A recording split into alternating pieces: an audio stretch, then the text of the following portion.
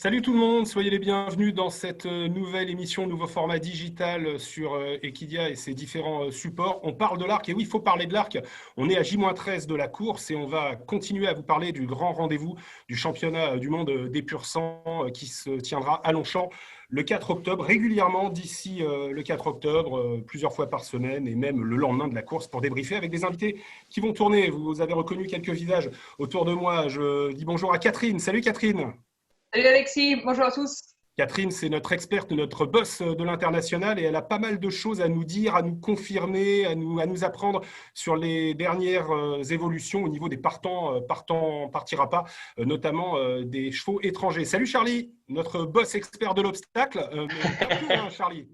Ouais, salut Alexis, salut à tout le monde. Non, non, pas que, passionnés en général. Et l'obstacle, c'est surtout l'Angleterre et l'Irlande. Et je pense que ce sont deux pays qu'on va pas mal évoquer au cours des présentations des différentes premières chances, parce que c'est vrai que ça va être un axe de notre discussion. Ça va être compliqué pour nos Français. L'un des experts paris et commentateurs que vous avez l'habitude de voir sur nos émissions, le Grand Direct, Jérôme Huneau est avec nous. Salut Jérôme. Bonjour Alexis, bonjour à tous. On va savoir avec toi notamment si cet arc pourrait, pourquoi pas, être une course intéressante à jouer ou si elle se résume peut-être à un match à deux. Mais tu nous parleras également de ton opinion, bien sûr, sur Bien toutes sûr. les candidatures. Et on retrouve avec nous également Rémi, qui est un habitué de nos antennes. Rémi, téléspectateur, parieur assidu. Salut Rémi. Et bonjour à Merci tous. d'être avec nous. Tu vas nous dire un peu ce que tu penses de cette édition 2020 du Qatar Prix de l'Arc de Triomphe. Alors, je me tourne tout de suite vers Catherine pour avoir les dernières infos. Catherine, on a quitté le week-end des Trials la semaine dernière avec beaucoup de questionnements. Y aura-t-il des supplémentations? Est-ce que Tarnawa sera là? Est-ce qu'elle ne sera pas là? Est-ce que Mogul va venir? Qui O'Brien, qui Coolmore va nous envoyer? Quelles sont les dernières évolutions en Irlande et en Angleterre? Alors, on va commencer avec Aidan O'Brien. Love, c'est son objectif depuis le printemps même. Elle sera sans doute au départ. Cette gagnante des Guinées, gagnante des Hawks et des Yorkshire Hawks, Aidan O'Brien s'est exprimé dans une interview en fin de semaine dernière en disant tout le bien qu'il pensait d'elle, elle qui a la vitesse de gagner une Guinéenne et la tenue pour gagner sur 2400 mètres. Donc vraiment, toute première chance, euh, ce sera Love. Mogul qui a remporté le Grand Prix de Paris. On a l'impression en entendant Aidan O'Brien que lui aussi va prendre part à l'épreuve, tout comme Serpentine. Ils étaient assez satisfaits de la course de Serpentine dans le Grand Prix de Paris. Il a effectué une grosse rentrée parce qu'il n'avait pas couru depuis le derby d'Epsom. Ils ont voulu tenter une tactique différente pour savoir comment ça s'est passé. Je pense qu'il va beaucoup progresser pour cette course. Donc, a priori, Serpentine sera aussi supplémenté dans le prix de l'Arc de Triomphe par Aidan O'Brien. Donc là, on a trois ans qui sont pour moi des partants probables dans l'Arc. On parle aussi beaucoup de Magical, mais Magical, j'ai l'impression qu'elle va être dirigée plus vers les Champions Stakes d'Ascot. Elle a très bien couru l'année dernière dans le prix de l'Arc de Triomphe, mais les bruits qui sortent de Ballydoyle en ce moment sont plutôt non pour Magical dans l'Arc. Aidan O'Brien pourrait aussi avoir Japan. Et ça pourrait être une attraction parce qu'il il devrait être monté par Yutaka Take si jamais il court. Il a été acheté en partie par un propriétaire japonais qui a beaucoup de chevaux, notamment en France. Il était aussi propriétaire de Génial. Il est grand ami et grand fan de Yutaka Take, donc il va mettre toutes les chances de son côté. Et si Japan prend part à l'épreuve, il sera monté par Yutaka Take. En ce qui concerne les autres, O'Brien, Anthony Van Dyke, a priori, ce sera non, il est parti vers l'Australie, ou il est parti en quarantaine pour l'Australie. Donc pour moi, ce sont les 4 chevaux probables pour Aidan O'Brien. Tarnawa, c'est définitivement non. Alors, Tarnawa, elle n'est pas engagée dans l'arc. J'ai parlé avec Mark Weld, le fils de l'entraîneur Dermot Weld, après sa victoire dans le Vermeil, et il a dit que même si elle venait de gagner un groupe 1 sur 2400 mètres, pour lui, elle est meilleure sur 2000 mètres. Elle est engagée dans l'Opéra le même jour que l'Arc de Triomphe, une course dans laquelle elle aura une première chance. Je pense qu'ils vont plutôt se diriger vers ça plutôt que de prendre le challenge de la supplémenter, de la rallonger, de courir sur 2400 mètres. Après, elle est aussi engagée dans les Champions Filly-Mare Stakes à Ascot, ça c'est 2400 mètres. Et puis il y a aussi l'option Breeders' Cup en fin d'année. Donc pour moi, Tarnawa, c'est peu probable.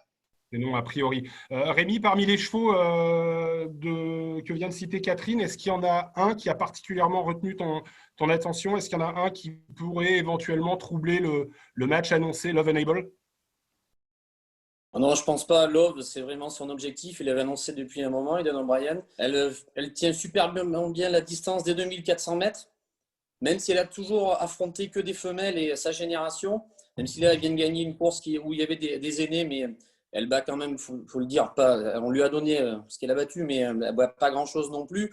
Je pense que le match Love et Enable va avoir lieu. Mogul, moi, je trouve que sur le Grand Prix de Paris, en fait, j'ai préféré le second, moi, de Mogul, Insoup, le français, qui va être, je pense, la meilleure chance française chez les 3 ans. Mogul, j'ai l'impression que l'objectif, c'était plutôt le Grand Prix de Paris. Je ne le vois pas monter sur cette course-là, contrairement d'ailleurs à Serpentine, un autre O'Brien. Une course d'ailleurs qui a été le Grand Prix de Paris, la plus grosse progression en termes de rating dans l'après-course. C'est Mogul qui a le plus progressé. C'est lui qui a effectué la progression la plus importante au niveau du rating, de l'official rating et même du rating de nos confrères du Racing Post qui sont scrutés.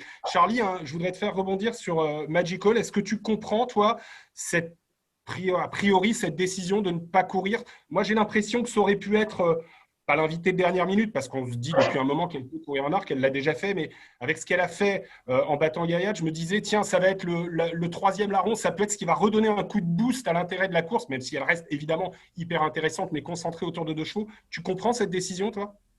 Oui, je pense que je peux la comprendre vis-à-vis du passé de Magical dans cette course. Catherine l'a dit, elle courait bien l'année dernière. Elle était quand même 5e en retrait des 4 premiers. Elle avait terminé 10e il y a 2 ans de ça. Alors, je veux bien qu'elle ait progressé. On l'a vu dernièrement. Déjà, elle a progressé entre ces 2 dernières courses puisqu'elle a remis des pendules à l'heure, entre guillemets, face à Gaillac, qui l'avait bien battu le coup d'avant. Non, j'ai du mal avec les chevaux qui ont déjà tenté 2 fois leur chance, qui ont montré qu'ils n'avaient normalement pas le profil d'un gagnant d'arc. Et même si elle a pu progresser, je ne pense pas qu'elle ait fait 10 longueurs de mieux et qu'elle soit capable de prendre une revanche sur Enable. Je préfère l'idée de rêver un petit peu avec les 3 ans, ce que peut faire Aidan O'Brien peut-être avec Mogul ou encore avec Serpentine pour citer ces 2-là, avec Love évidemment. Je ne vois pas l'intérêt forcément de mettre tous les œufs dans le même panier. On sait que c'est important pour eux aussi de gagner tous les groupes 1. Donc si j'en avais une à retirer en tout cas, je pense que j'aurais enlevé Magical, quand bien même elle avait battu Gaillac la dernière fois. Jérôme, est-ce que pour toi, Rémi a déjà en partie répondu, mais est-ce que pour toi, on se dirige vers une course à 2, quoi? On parle vraiment de Love, Enable, Love, elles sont très proches au betting. Actuellement, les bookmakers donnent Love à 13-8 environ et Enable à 18-8, 9-4. Est-ce que c'est un match à 2, cet arc qui s'annonce? Ah oui, c'est le match attendu et ce serait quand même décevant de ne pas y assister.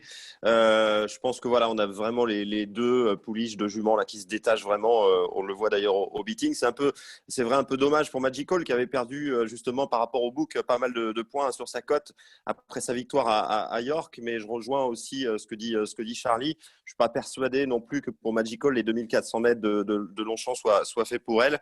Voilà, il va falloir trouver ce qu'on va pouvoir trouver justement derrière Enable. Love, Mogul, honnêtement, je lui voyais plutôt une chance secondaire dans cet arc. Je suis assez d'accord d'ailleurs avec Rémi, où pour moi l'impression du Grand Prix de Paris, c'était vraiment pour Insoup. Donc non, course très intéressante à déchiffrer, mais c'est vrai qu'on ne peut pas aller contre Love, on ne peut pas aller contre Enable, et c'est vraiment le match qui va donner beaucoup d'intérêt cette année à cet arc. On a déjà pas mal parlé des trials, on a fait un retour sur les trials. Je vous propose un petit retour sous un angle un peu différent de celui qu'on a l'habitude d'observer. C'est Clément Bigois qui va analyser les faits marquants des préparatoires qui ont eu lieu dimanche dernier, le 13 septembre à Longchamp, avec l'angle du tracking. Regardez ce qu'il vous a concocté, on écoute, on regarde et on en discute après. Mogul et Pierre-Charles Boudot triomphent dans le Juddmonte Grand Prix de Paris. Tarnawa brille dans le Qatar Prix Vermeil avec d'excellents chronos. Et Anthony Van Dyke mate Stradivarius sur un sprint dans le Qatar Prix Foix. Retrouvez l'analyse des Arc Trials grâce aux données tracking. Dès le départ, Pierre-Charles Boudot prend l'option de la corde. Il se retrouve dans la dernière partie du peloton, à 15 mètres de la tête.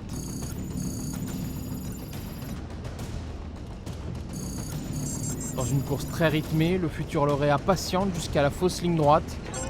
À 600 mètres du poteau, Mogul fait l'effort décisif. Il gagne 4 places et reprend 13 mètres sur le leader. Grâce à un bon partiel 400-200, Mogul prend la tête et ne sera plus revu. Inswoop, deuxième, est crédité du meilleur dernier partiel. À côté de Mogul dans le parcours, le protégé de Francis-Henri Graffard termine à 7 mètres du lauréat. On prend les mêmes et on recommence pour le prix Vermeil. Les dernières seront les premières au disque final. Tarnawa et Rabia pratiquent la course d'attente et pointent en 8e et 10e position jusqu'au dernier kilomètre de course. Le sprint final est remporté par Tarnawa. La pouliche paraît de la Kazakh Agacan est flashée en 10,64 aux 400 mètres, 200 mètres, le deuxième meilleur partiel de la journée. C'est là qu'elle fait la différence et domine ses adversaires. Elle approche même des 70 km/h, la meilleure pointe de la course.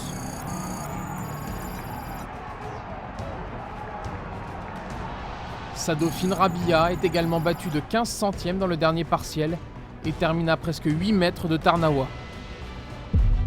Le prix Foix est sûrement la course la plus difficile à analyser tant le chrono est faible. Parti sur un rythme de sénateur, l'épreuve accélère dans la descente sous le commandement d'Anthony Van Dyck, futur lauréat. L'écart maximum entre le premier et le dernier sera de 12 mètres durant le parcours, puis de 9 mètres à l'arrivée. Ziyad possède le meilleur partiel de la Réunion en 10,59, mais il terminera 6e et dernier. Seul Nagano Gold 3e est à prendre en note. Il gagne 3 places et reprend 6 mètres sur le vainqueur dans la dernière ligne droite. C'est la bonne impression de la course.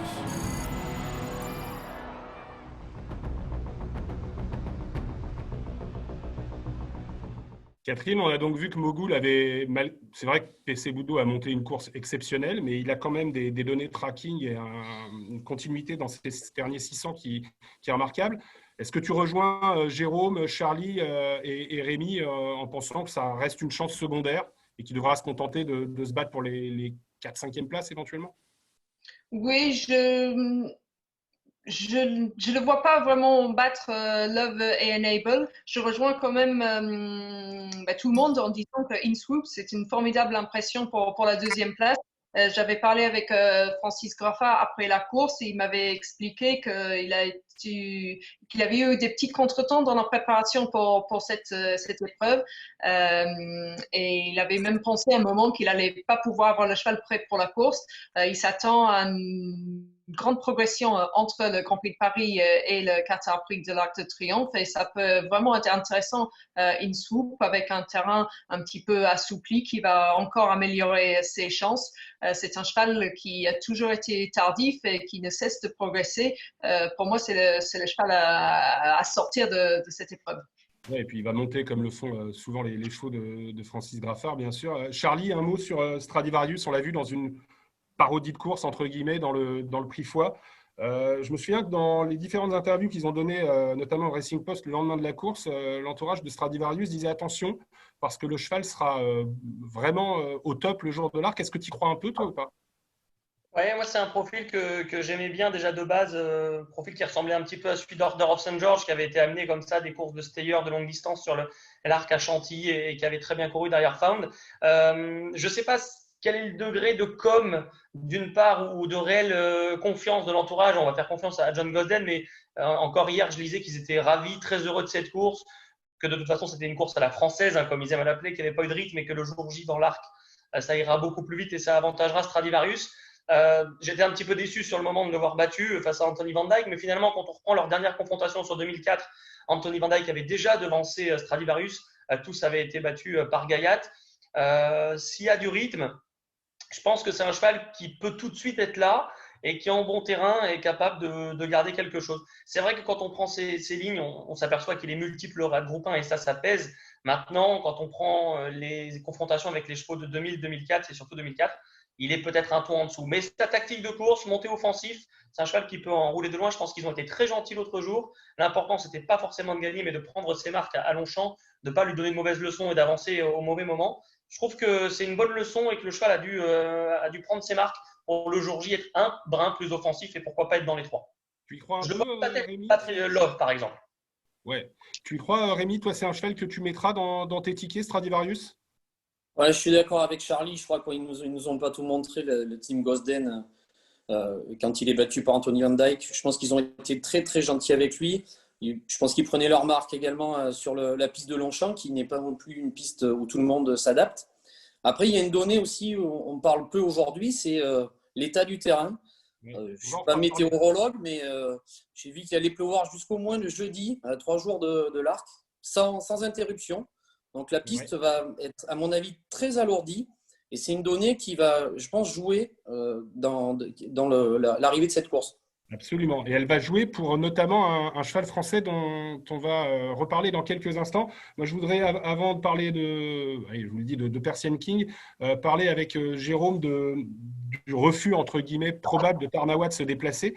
Est-ce que c'est quelque chose qui doit être considéré comme inquiétant pour Rabia? Est-ce qu'on a tout vu de Rabia? Et est-ce qu'elle, qui était jusqu'à présent la 3e favorite, n'a vraiment plus de chance, selon toi, de troubler le jeu des 2 grandes favorites de la course? Oui, là, complètement. Je pense que là, Rabia, la dernière fois, elle devait s'imposer. Elle devait remporter son groupe 1, battue par Tarnawa. Et Tarnawa, même si Tarnawa a fait quelque chose d'assez exceptionnel ce jour-là, elle la bat quand même. Elle la domine vraiment. Tarnawa qui devrait, on l'a dit, aller sur l'Opéra. Là, clairement, je ne vois pas comment Rabia pourrait avoir une première chance dans l'Arc, même si c'est vrai qu'on lui portait beaucoup d'espoir. Je pense que cette 2e place dans le Vermeil est un peu rédhibitoire. Elle est rédhibitoire pour elle, quoi, pour toi? Je pense, ouais, vraiment pour avoir une première chance dans l'Arc, là, c'est vraiment c'est devenu une chance, à mon sens, très secondaire. Alors, PC Boudot, sur Mogul ou pas, ça va pas mal dépendre de la participation ou pas d'un cheval qu'on connaît beaucoup plus pour être un miler aujourd'hui, qui est un champion, Persian King. Catherine, tu confirmes, on a entendu toute la semaine dernière des bruits qui remontaient de Chantilly, comme quoi André Fabre nous préparait un coup, et il se murmure que Persian King pourrait être de la partie. Et on va reparler du terrain, parce que j'ai l'impression que pour lui, un terrain vraiment très, très pénible serait difficile. Mais tu nous confirmes ça, Catherine? Oui, je pense que c'est tout à fait possible. Moi, j'ai regardé les engagements pour ce cheval avant qu'il gagne le prix d'Ispan. J'ai vu qu'il était engagé dans le prix de l'Arc de Triomphe. Après sa victoire dans le prix d'Ispan, j'ai parlé avec Anthony Stroud qui représentait ce jour-là Godolphin. Il m'a confirmé que le prix de l'Arc de Triomphe était tout à fait possible parmi toutes les autres possibilités pour le cheval, mais il m'a pas rigolé au nez. Il a dit c'est vraiment possible. J'ai aussi échangé un petit peu avec André Fabre après le prix du Moulin il y a 15 jours. Il m'a confirmé que c'était possible. Il était aussi engagé dans les Champion Stakes. Il ne l'a pas engagé dans les QE2 ou la course de Championship sur le mile le jour des Champions Day à Scott. Sa 2e place dans le prix du Jockey Club l'année dernière n'a pas laissé penser qu'il ne tenait pas la distance. Sa mère est par Dylan Thomas, qui est un gagnant de prix de l'Arc de Triomphe. Donc, sur le pedigree, l'année dernière, on pensait qu'il allait essayer de faire poule Jockey Club Arc. L'histoire, on a fait autrement parce qu'il a raté la 2e partie de sa saison l'année dernière. Mais moi, je reste persuadée que l'entourage va tenter leur chance dans l'Arc. C'est quelque chose qu'André Fabre avait pensé faire avec Monduro il y a quelques années, qui avait remporté le Jacques Marois, qui avait gagné le prix Foix et puis qui a eu un souci de santé qui a fait qu'il était absent du prix de l'Arc de Triomphe.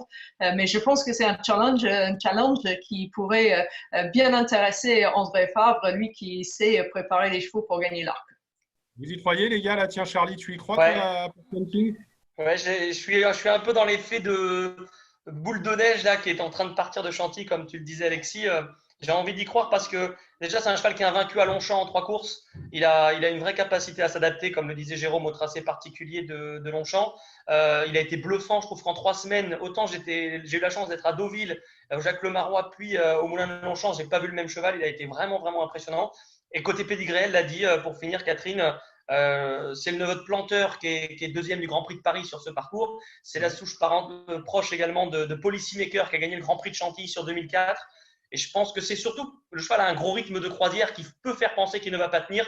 Mais je pense qu'à Longchamp, il est vraiment capable de respirer au bon moment, dans les bons endroits et d'aller très loin.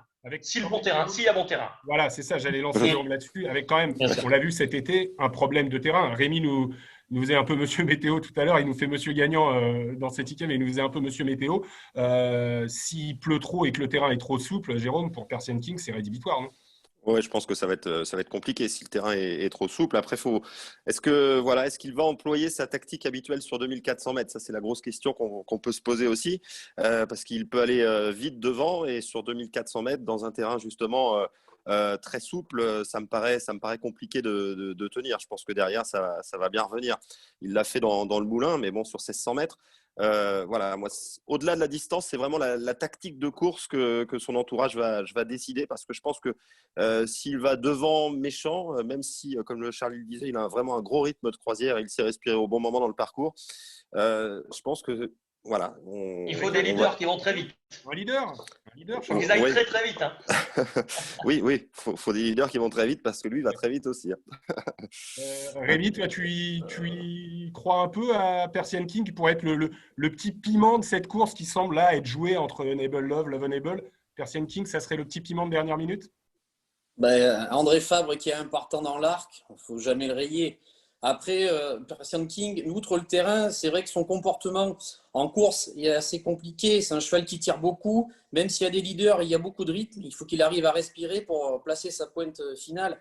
Après, en défa, pour préparer un cheval dans l'arc, on l'a encore vu l'an dernier à Wildgeist, je crois qu'il n'y a pas grand monde qui arrive à sa cheville. Donc moi, je pense que c'est un pari intéressant. Après, je pense qu'on va regarder aussi le pénétromètre pour pouvoir le déclarer partant ou pas. Mais PC Boudot qui monte un André Fabre dont le programme n'a pas été axé sur l'Arc de Triomphe, moi je kiffe par contre. Et Guys qui était annoncé comme un cheval de bon terrain aussi, messieurs. Je vous rappelle que l'an dernier, on ne pas forcément l'avoir gagné en terrain long. Mais il avait gagné le Critérium international dans une piste collante, Wildgeist à 2 ans. Voilà, ça sera le mot de la fin. Je kiffe le mot de la fin de cette édition. On aurait eu encore plein de trucs à se dire, mais on essaye de se limiter un peu dans le temps. On aura d'autres rendez-vous, peut-être avec Charlie, Catherine, Jérôme, Rémi, peut-être avec d'autres. La surprise, la prochaine fois, on vous donne rendez-vous régulièrement pour parler de cet arc. Salut à tous, merci. Ciao. Salut. Ciao.